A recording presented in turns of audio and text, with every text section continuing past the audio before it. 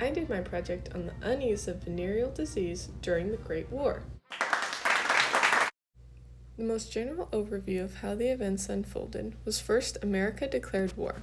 The Army was then shocked by the number of men who became sidelined by VD. Then the Army tries to reduce VD rates by distracting men with childlike activities. Eventually, prophylaxis was issued, but was put to a halt when the social purity groups said it only encouraged sinful behavior. I am interested in finding how venereal disease was perceived, why it was such a touchy subject, and how were men and women treated differently when they contracted VD. Before America entered the war, VD was in fact a problem that was rampant but was put on the back burner since it was such a stigmatized topic. However, when it became clear that America needed to declare war, they hardly expected VD to be the problem that needed immediate attention. The Spanish flu and general wartime injuries were on the forefront of everyone's minds, especially the American armies. They were looking for ways to efficiently treat these inhibitors, but to their surprise, VD was taking most of the soldiers away from the front. As seen in the graphic from a 1918 American newspaper, almost 7% of soldiers were incapacitated by VD at any given moment during the war. More specifically, syphilis and gonorrhea. However, recent studies have shown that at any given time, 1/3 of manpower was lost due to incapacitation by VD. This was clearly a crisis the Army had to deal with, so first they did what any good Army does and started pointing fingers at their soldiers. They claimed the men entered the Army already infected and therefore did not contract it when they were enlisted. However, if at any given time 1/3 of manpower in the Army was sidelined by VD, it seems unlikely that the Army's claims are true, especially when most of the soldiers' free time was spent drinking in brothels. Brothels were a common place during the war and were very much utilized during one's free time.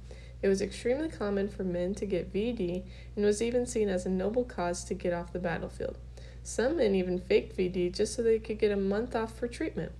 As we can see from this American wartime poster from 1918, there was no real sympathy for the men who contracted VD. When the Army finally recognized VD as a legitimate problem that was taking men away from the front, they decided to do something about it. As stated in the same newspaper article from before, the soldiers were taught abstinence and the dangers of VD, while also recommending them to conduct proper prophylactic treatment should they be exposed.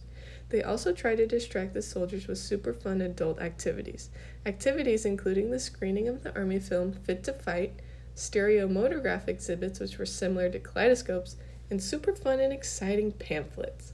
According to the Army, this reduced the number of exposures to venereal disease. These things were done in the hopes that it would keep the soldiers from going to brothels and therefore staying away from the lustful women, who were said to be at the root of this problem. In turn, when rates started going back up, the American Plan was enacted, which created the Chamberlain-Cahn Act of 1918.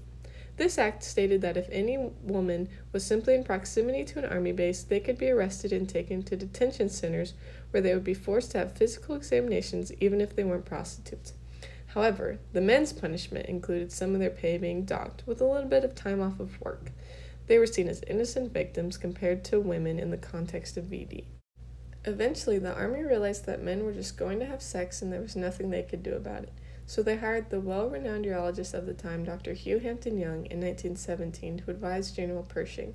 Dr. Young conducted research on how to better treat patients with VD. One of his many findings was that alcohol was linked to immoral behavior. This led Pershing to create Order No. 77 that banned the consumption of alcohol and made prophylactic treatment mandatory for the soldiers. The prophylactic kits that were distributed contained cream to treat syphilis and an applicator to put the cream on. Some also contained condoms, but usually they were too expensive and only seen as contraception methods, so they were hardly ever considered when the topic of prophylaxis was thrown around. But as the prophylaxis movement was finally making headway, social purity groups such as the CTCA, ASHA, and the YMCA put the distribution of these kits to an immediate halt. They claimed that they only encouraged sinful behavior and added to the temptation to have sex, since it was widely held, but not put into practice, that unmarried people never have sex.